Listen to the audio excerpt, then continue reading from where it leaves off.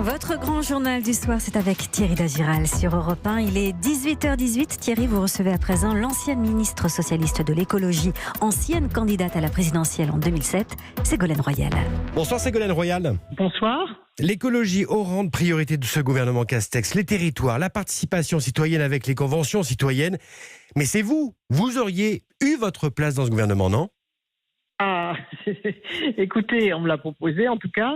Ouais. Et je pense que ce qui est très important. Vous le regrettez, Madame Royal, ou pas ? Non, parce que ça n'avait de sens que si vraiment il y avait eu une évolution politique plus profonde, c'est-à-dire une remise à niveau des services publics qui ont été drastiquement réduits au cours de ces dernières années, Ouais. et puis une offensive beaucoup plus forte sur la question environnementale pour lesquelles il y a eu des reculs inqualifiables au cours de ces 3 années. Ça veut dire que pour vous, ça ne va pas assez loin ? En tout cas, il y a trop de rattrapage finalement ? Déjà, ça supposerait une remise à niveau de tout ce qui a reculé. Vous voyez, de tout ce qui a reculé, les échéances sur la diminution du nucléaire qui ont reculé, les permis miniers qui ont été redonnés, des autorisations sur la déforestation qui ont été organisées, l'affaiblissement des protections des établissements classés, c'est-à-dire des usines dangereuses en termes chimiques qui a été entériné, l'affaiblissement des protections des sites naturels. Enfin, il y a eu énormément de recul et puis un retard très fort aussi sur l'application de l'accord de Paris sur le climat. Ouais. Pour la première fois, je voudrais qu'on parle de ce plan de relance européen annoncé hier par Emmanuel Macron. Pour la première fois, un accord européen intègre l'environnement. L'Europe se fixe comme objectif de consacrer 30% de ses dépenses à la lutte contre le réchauffement climatique. Ce sont des effets d'annonce ou c'est une réelle prise de conscience des Européens ? Déjà, ce qu'il faut souligner, c'est le fait que enfin, on a une relance européenne qui était attendue d'ailleurs depuis plusieurs mois, depuis le début du confinement, parce que certains pays n'ont pas attendu, comme l'Allemagne, pour relancer la machine économique. Donc ça, c'est un élément très important. Souvenez-vous de ce qui s'était passé pendant la crise financière de 2008, où l'idéologie européenne à ce moment-là était l'austérité, c'est-à-dire on avait forcé des pays, notamment la Grèce, les pays du Sud, qui souffraient plus fortement, à réduire leurs dépenses publiques.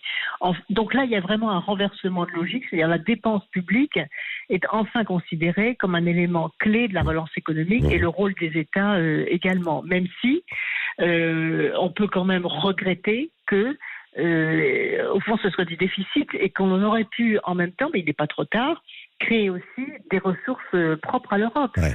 Comme la taxation sur les transactions financières qui est maintes fois évoquée, mais là c'était l'occasion parce que vous voyez la bourse se porte bien, mais c'est l'économie réelle, c'est les entreprises qui produisent, qui subissent la crise de plein fouet. Or, avec un taux de 0,1% sur les transactions financières, ça produit 50 milliards par an. Donc, on aurait très bien pu, au lieu de creuser les déficits, vous voyez, avec une ressource propre. Alors, on évoque aussi, vous savez, la taxe sur les géants du numérique. On évoque aussi la taxe carbone aux frontières, c'est-à-dire pour lutter contre les produits qui ne respectent pas l'environnement et donc qui profitent de normes plus faibles à l'extérieur de l'Europe qu'à l'intérieur. Ouais. Donc, ce qui est en retard, c'est la mise au point de toutes ces ressources propres qui permettraient de ne pas creuser les déficits et de ne pas reporter sur les générations suivantes le poids de ce plan de relance. Madame Royal, Barbara Pompili est maintenant à la tête de ce ministère que vous connaissez si bien. Quel conseil vous pourriez lui donner ? Elle est seule face à Bercy, même s'il y a un plan de relance verte. Elle peut exister en tant que ministre de l'Environnement ? Regardez ne serait-ce qu'à l'égard de ce plan européen, puisque comme le disait très justement Angela Merkel, tout reste à faire.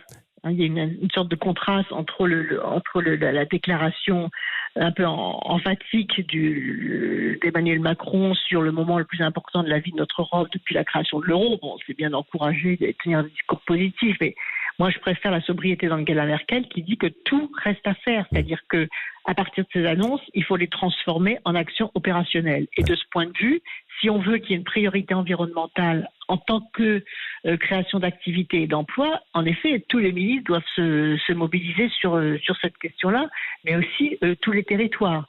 D'ailleurs, je vous annonce que pour la première fois, les énergies renouvelables constituent l'énergie la plus importante dans la production d'électricité en Europe. Donc, il faut vraiment accélérer ce mouvement et faire en sorte que l'Europe mette en avant des projets extrêmement précis et enthousiasmants. Vous avez remarqué, par exemple, les débats, là, on a entendu parler plus du chèque, des 700 milliards, 800 milliards, est-ce que ça allait descendre, est-ce que ça allait monter?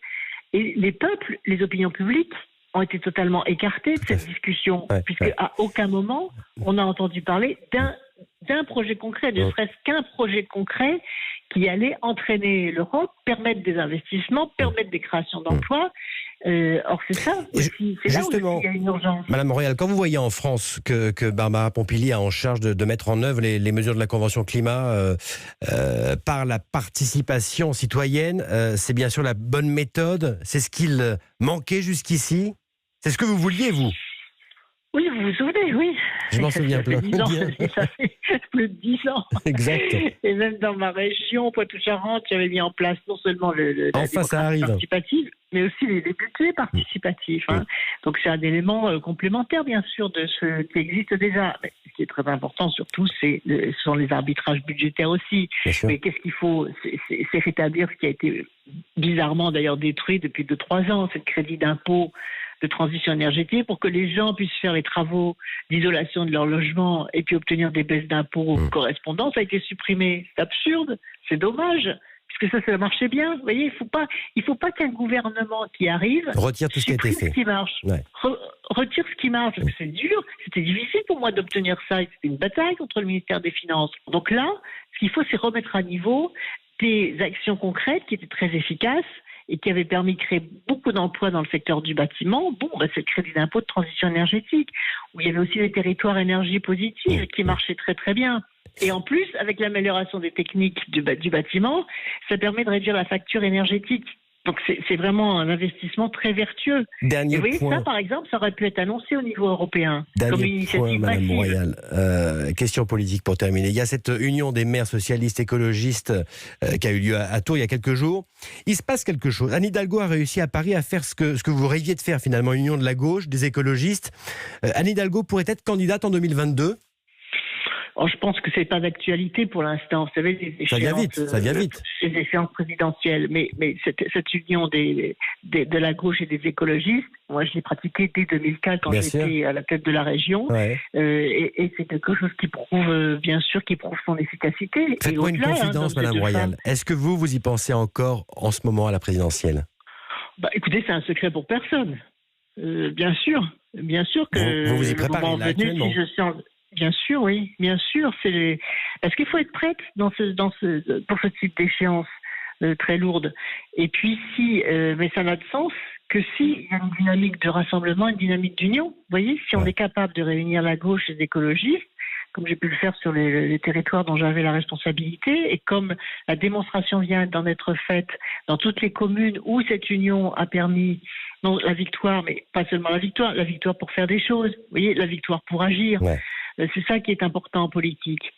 Ségolène Royal, ce soir, sur Europe 1. Un grand merci à vous. Merci beaucoup.